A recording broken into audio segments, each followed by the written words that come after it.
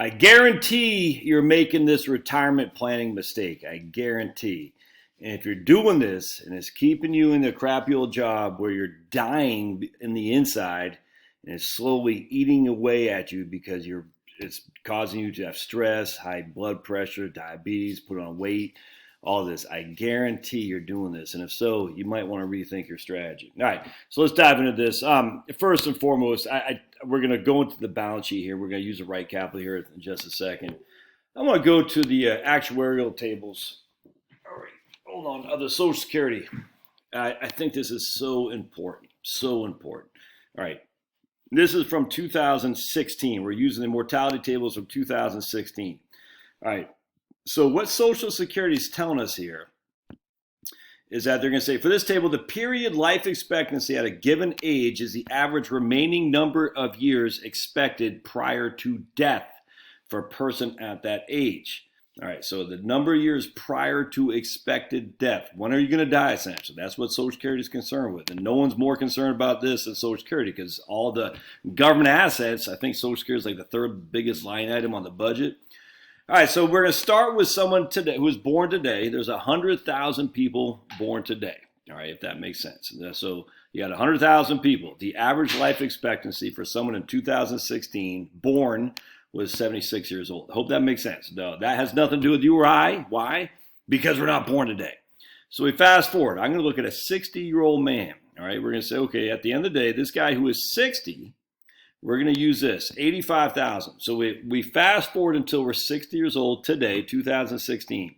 There's 85,000 people remaining. That means 15,000 had died. Not a huge amount, but 85% probability that you survived from date of birth of 0 to 60 years old. Hope that makes sense. This is important. Fast forward to 70.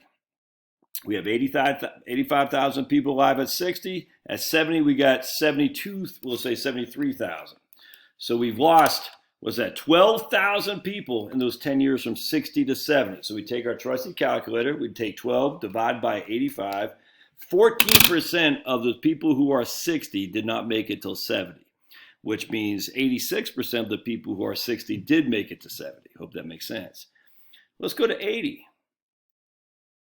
We only have 50,000 left, all right? So we take our trusty calculator and we say 35 of the 85 initially have died.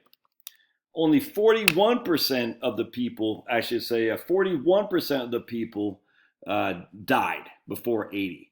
41% of the people 60 did not make it till 80, if that makes sense. You getting that? Because we had 50,000 were living at 80, and we started with 85,000 at 60. Let's go to age 90.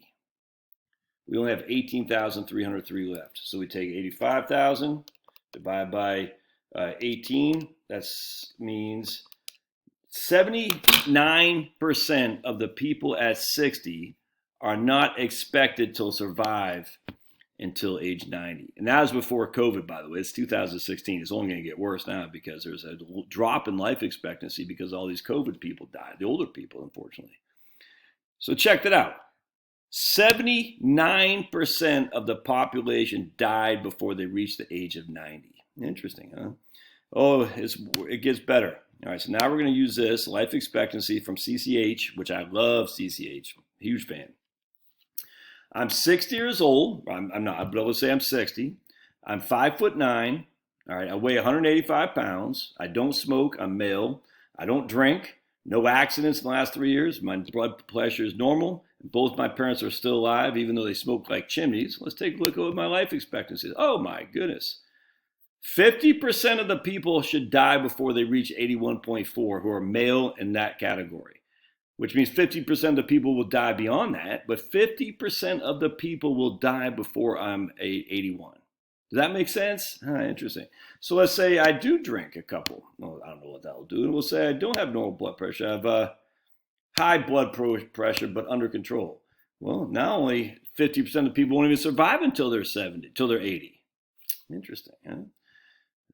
What if both my parents died? Let's see. All right, we'll see what that does. And that you get I mean, you can see. So basically, just in as I'm 60 years old, Josh, 50% of the people died by that time of 81 years old. Interesting. All right, so then I want to use this right here too. I love this engaging data thing. Will my money survive early retirement? So what we're going to do, we're going to tell the software I'm 60 years old. I plan on living for 30 years. And we're going to say average Social Security. All right, that's what we're going to say, just average. I'm not in great health. I'm not in bad health, just average. I'm male. And give myself a Wellington-like portfolio, 60-38, and basically 60-40. Let's just make it 65-35. 65, we'll just say 65-30. This is going to be historical rates of return. That's fine. So I just want to show you the example here. All right, so let's go here. And now we're going to say, what's the likelihood that I outlive my money? Well, not very high, because as you can see here, by the time I'm 82, 52% of me, because I'm a man, I'm taking 5% a year out, will be dead. 7.2% will be broke, but 52% will be dead. So when people say, I can't retire because it's a 7.2% chance I'll be broke, I'm like, there's over a 0.5% chance you'll be dead. Dead. By the time I'm 80, 44.7% of the population will be dead. 6% of the time you'll be broke, but 44% of the time you'll be dead. By the time I'm 86, 68% of the time I'll be dead, with only 7.5% I'll be broke. By the time I'm 90, there's an 83% probability I'll be dead, and only 5.3% probability I'll be broke, and that's using historical numbers. And then finally, I just want to go here. This is just the actuarial tables, from the from the Society of Actuaries. I haven't updated for 2020 yet, but I want to show you something. This right here, age of death in 1900. Notice the vast majority of people who died were infants, because that is why low infant mortality, we can attribute it to not listen to the science, because the doctors and the scientists back then thought they knew everything, not unlike today. And the guy named Ignaz Semmelweis in Vienna said, you got to wash your hands before you deliver babies. They say, how dare you, Ignaz? We know what we're doing. And they send him off to a loony bin. Literally, you should look up the story of Ignaz Semmelweis. It's amazing. Anyway, we started recognizing that maybe we should wash our hands before we deliver babies. Maybe there's something about this washing your hands after you go to poop for something like that.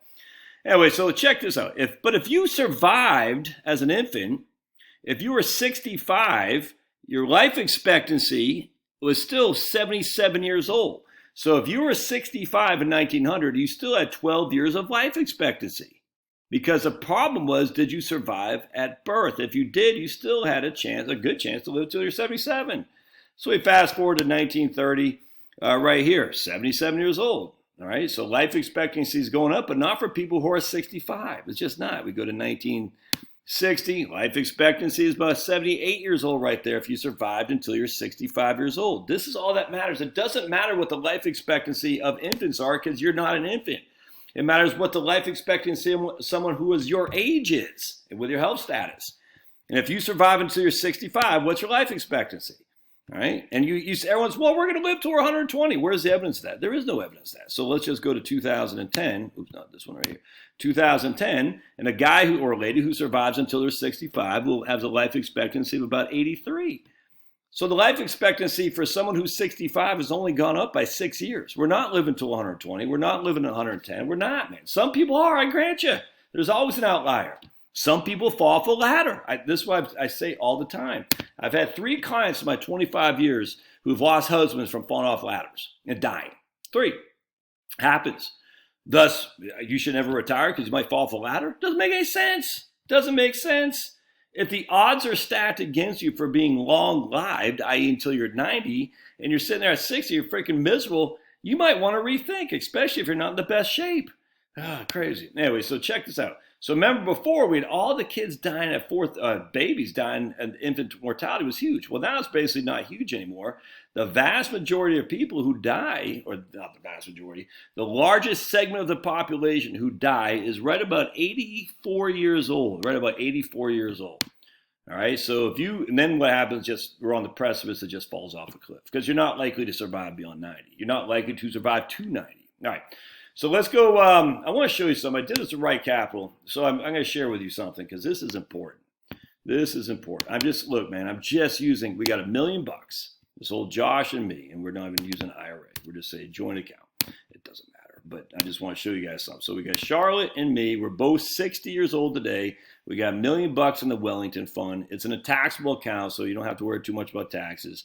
All right, so we're both 60, and that's it. We have $1 million in Wellington. All right, I need $50,000 a year, and I'm going to adjust it for inflation. $50,000 a year. I'm going to adjust it for inflation. I'm only giving the Wellington a 5.2% rate of return. 5.2 with 11% standard deviation. So that means on any given year with a 99.8% probability, I'll have a positive 38% and negative roughly 28%. So any given year, I could be down 28% or up 38%. So we get a lot of volatility there, but I'm only giving myself a historical or an average forward rate of return of 5.2. All right, and we need $50,000 a year. I'm not having any social care. Look, so before everyone, what about healthcare? I'm just saying I need. So I'm just telling you because I know we're going to hear them. What about healthcare? We're saying I got $1 million. I need $50,000 a year to live on. That's it. That's it. You could have $500,000. You need $25,000. I'm just saying a 5% inflation-adjusted distribution. Will it survive? That's it. I hope that makes sense. I cannot tell you how many people just don't grasp that. They're like, what, dude? $50,000 covers everything I need. Everything. That's what I need. And I don't have Social Security, I don't have a pension. It's all coming from my portfolio. All right, so let's go to retirement and see how that shakes out. All right, we're going to be like, oh my goodness, we only have a 37% probability of success. I better not retire. All right, so then we're going to say, okay, well, let's have us not live until 90. Let's have us live until 85 for old Char and me. What does that do? And we're going to live to 85. And here we got a 55% probability of success. What if we live until we're, just for simplicity, 80? All right. And we go to 80. What does that do for us? Because remember, 50% of the people don't live until they're past 80.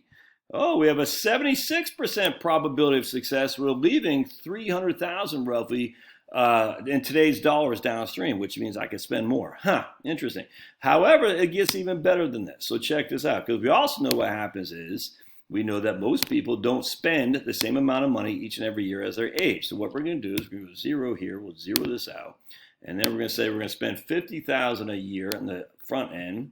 We're going to say go years. And we'll spend $50,000. We're going to adjust for inflation. And we'll do that for 15 years. All right, so we'll adjust for inflation until 2035 every year. Oops, boink. And then we'll do, all right, and then we're going to do another goal, 2036. All right, we'll start in 2036, and we're going to do 40,000 a year just for simplicity, because we know spending usually drops as you age. I mean, that's I think everyone kind of recognizes that now. All right, we'll just do joint. All right, boink. All right, so now what's going to happen here? So now we go to retirement. So we got go and slow-go years, all right? And our slow-go, now we're sitting on 77% probability of success. Interesting. Interesting, not too shabby. Even under the current plan, we got a 46 probability of success if we're living until we're 90. Changes a lot, doesn't it? Yeah, sure does. Let's say if we change our portfolio to, let's do something like a Wellesley fund as opposed to Wellington, if that makes sense. And see what that does. And not much. Well, it drops it down to 67%, so we want to be careful there. The point being is, man, we're taking $5,000 a year adjusted for inflation from the portfolio for the first 15 years, man. All right, so here's our goals, and that's where the income's coming from. Their goals are 50,000, 51, because we're inflating at 2% a year. And then right here, it'll drop off.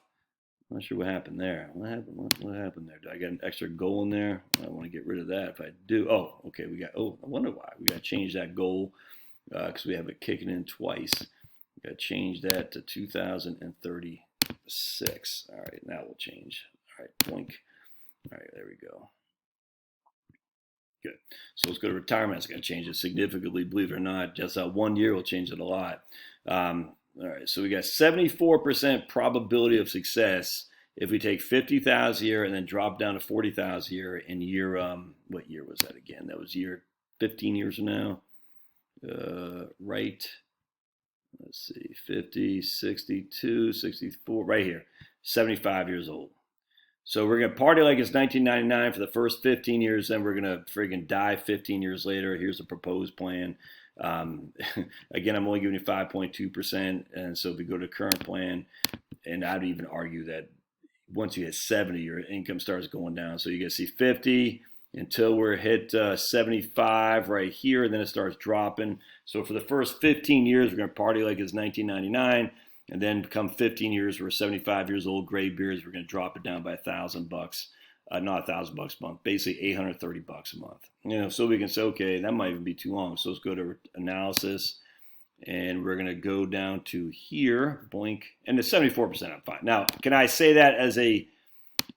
to you as a client that 74% is you're ready to go? No, I can't. You know why? Does it give me years? I guess it doesn't give me the money. Okay. No. And the reason I can't do this is because I am a professional, and anytime you get below 75%, I get nervous. So the only reason I get nervous is because I have a professional responsibility. So I'd say, yeah, you might want to button down the hatches. For you, as you're running your own numbers, is something to think about? Sure. 100%, man. 100%. All right, go years, we'll make that 2000. We'll just say 2030, and we'll make this 2031. And there's lots of ways to skin this cat. And remember, I'm giving you not historical rates of return by any stretch. I'm only giving, 5%. So now we're going go years for the first 10 years of retirement. We're partying like it's 1999. And here we go. We're 84%. Sorry, buddy. So, just don't get stuck in this treadmill that says I'm going to live to 90 when the vast majority of us don't, man. They just don't. I know it's easy to think, but what if I get it? What if, in this case, they got a house? They could leverage their house, take reverse mortgage, sell, downsize, all kinds of different things. You still got to have a place to live. Just don't fall in that trap of like, oh my goodness, I'm going to live till I'm 95. Where is the evidence of that, man? Show me the evidence. There isn't any. There's few and far between. Yeah, some people do, I grant you. Some people fall flat, or some people get hit by cars, the whole thing. But the vast majority of us don't. The numbers are the numbers, man. And if you're making this mistake and it's keeping you at your crappy old job, you can't. Don't do this anymore. Revisit this. I'd love to hear your thoughts. We'll see you.